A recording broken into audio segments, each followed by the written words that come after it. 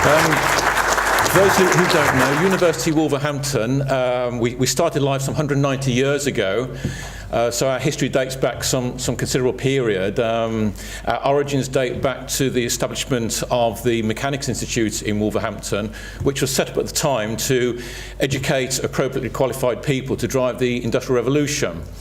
Over the intervening years then, through the amalgamation with a School of Art, a free library, etc., we then moved today to an organisation which by UK standards is of a considerable size. In terms of our organisation, we have three main teaching campuses. Wolverhampton being the largest, but over to the northeast, our campus over at Walsall, and over to the northwest, our campus at Telford as well. Some 23,000 students, and overwhelmingly 75% of those come from within the region, so we are a large regional recruiter of our student population. Increasing numbers from overseas, but relatively small, about 10% of our student population from overseas, albeit we do deliver our programs in a range of overseas countries as well. As you'll hear shortly, the role of the university nowadays is much broader than just educating young people between the ages of 18 and 21 or 22. And part of that is developing the younger people in our region, the supply chain, for example. And as such, the university is involved in a whole range of projects with schools, colleges, etc. But we also sponsor a number of university technical colleges as well. And again, you'll hear about one of those in a bit more detail shortly. Here within Wolverhampton then, we are developing what we refer to as our university quarter.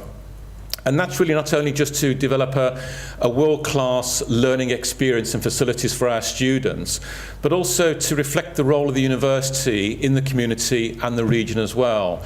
So developing and creating interesting, attractive spaces for students and the public to engage in, public realm, appropriate signage, and also trying to green up parts of the city centre are key priorities within our strategic plan. What I'd like to do for you, if I can, is just talk about a number of construction projects we're currently involved in. And I'll go through them relatively quickly, but just to give you a feel for the scale of development taking place across the university. And quite recently, we looked back over the last 15 years and tried to sort of tot up the scale of development that had taken place across Walsall, Wolverhampton and Telford across our three campuses. And without trying too hard, we got to nearly £200 million with investment in new building over the last 15 years across those three sites. And as we look forward now over the next 5 years, as you've seen a few moments, again, the figure totals up to somewhere approaching £120 million. So significant sums of investment which are being made very much in our local community for the benefit of the university, our students, but the community and the region as well. And as you'll no doubt appreciate, that has a significant effect on the local economy as well, not just in terms of the buying power of the university with regard to some of the projects I've just outlined, but also the spending power of some 23,000 students and 2,300 members of staff as well. So this is just sort of it's not an exclusive list, by the way. This is just sort of the main projects that I noted down for the presentation. And the very last one there, the Springfield campus, I'll just spend a few moments longer at the end of the presentation talking about that one if I can.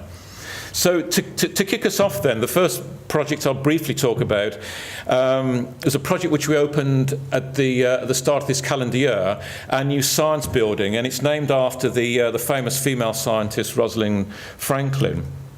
And we took a rather dilapidated, tired building and really brought it back to life by first of all demolishing it back to its original framework and then considerably expanding and enhancing that building with a focus on applied science. And as we're all no doubt aware, within the UK, but within the region particularly, we need to encourage more young people to engage in STEM-based disciplines. And this is one really good example where we're trying to put that into practice.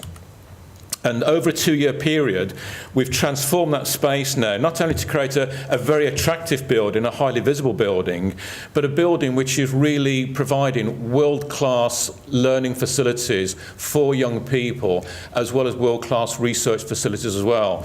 So the structure of the building is on the 5 floors, and the top floor is very much given over to research activities, and the lower floors education activities. In actual fact, on the ground floor, we don't use that for our students whatsoever. The ground floor is used solely by schools across the region coming in and using those facilities as part of their own curriculum, so that community engagement and trying to sort of, one hopes, raise aspirations for young people to show them where their educational programs and their careers can lead to as well. So that's a building which we are very proud of, very pleased with, and really it stands comparison with the best in the UK and overseas as well. And inside, in terms of the teaching facilities there, we are using the very latest ICT technologies to facilitate leading edge teaching. The second project, the science building, that was an investment of some £22 million. The second project, which is actually ongoing as we speak, and this is scheduled to be open in September of this year. This is our new business school. This is an investment of some £18 million. It'll create about 6,000 square metres of new teaching space. It's a mix of undergraduate, postgraduate, and facilities to engage with businesses as well, and research. This is a brand new build. We're not refurbishing an existing building or building on an existing building. It's a brand new building. And we are taking the opportunity to bridge a gap between 2 existing buildings there. So this is currently our School of Health, Education and Wellbeing, and this is our Central Administration. Sorry, I do apologise. This is our current business school, and this is our Faculty of Education, Health and Wellbeing.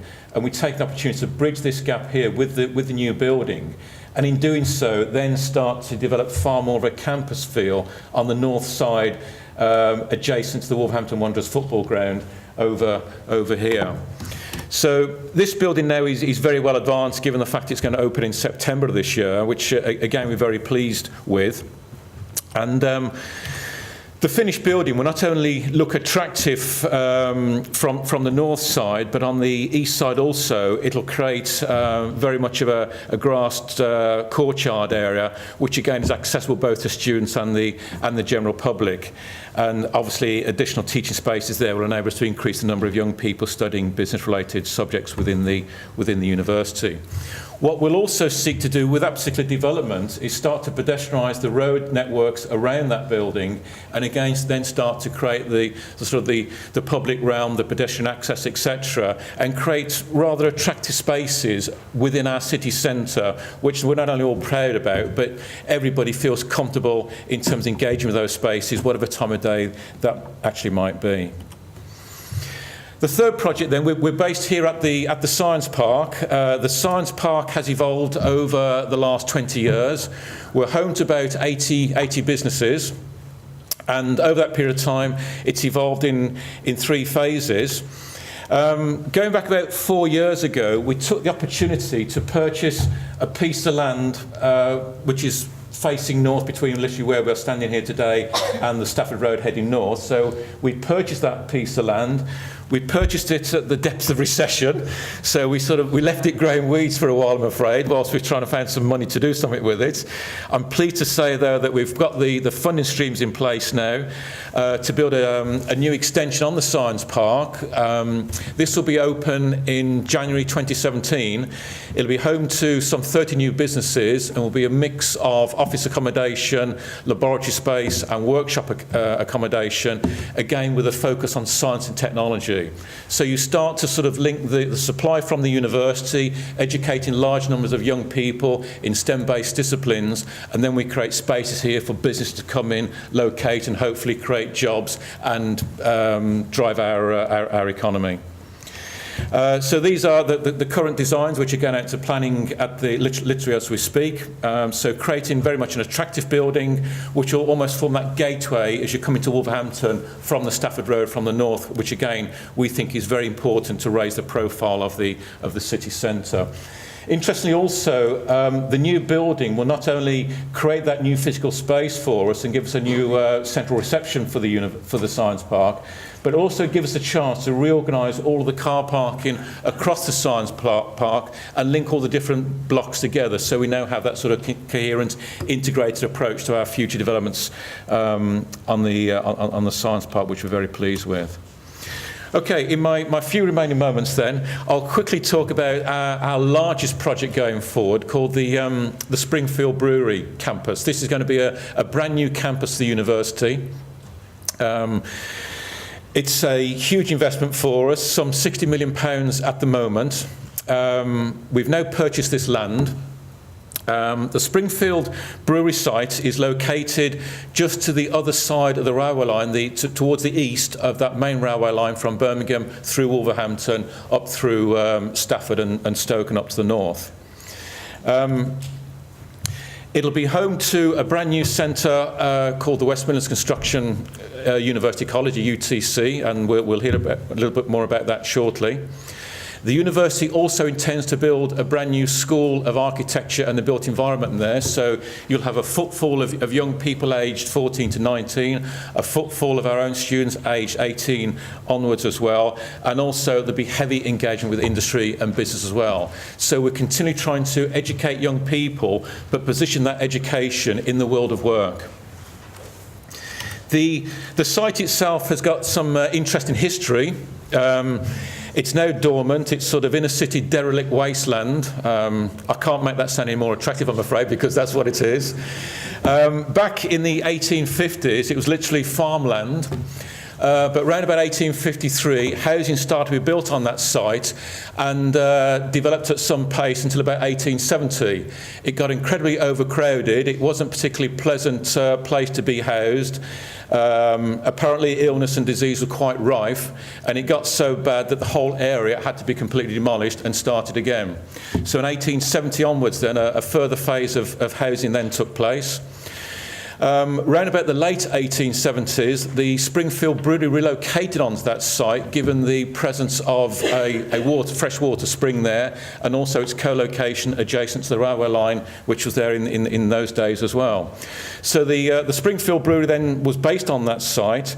Its production increased in the late 80s, and there's a large brewing tower which is still on site there and will form part of the restoration going forward. And that was built to increase the volume of beer that was produced then.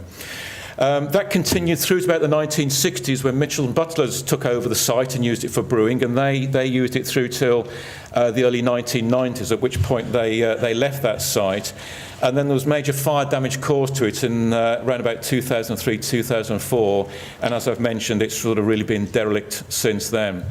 So we are now, we've purchased this land, we're working on the site.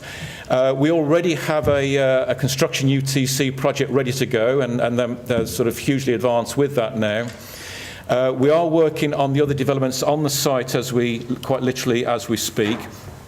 And it'll be a mix of new build and sympathetic restoration of the other listed buildings on that site also, again, to sort of reflect the heritage of the site and also the environment as well. And as we've sort of seen really good examples elsewhere across the Black Country, but also the UK as well, I think architects and designers now do a fantastic job at really creating some really exceptional and attractive spaces for people to engage in and young people to learn in. So to finish now then, because I think I'm quite literally on my 10 minutes, really what I was trying to sort of show you there is the role of the university in very much acting as an anchor for economic generation in both our local city and the broader region. And one way we're doing that is stimulating growth and driving the economy through investment in our infrastructure, both in terms of bringing back online rather former derelict buildings, but also new buildings as well. Thank you for listening.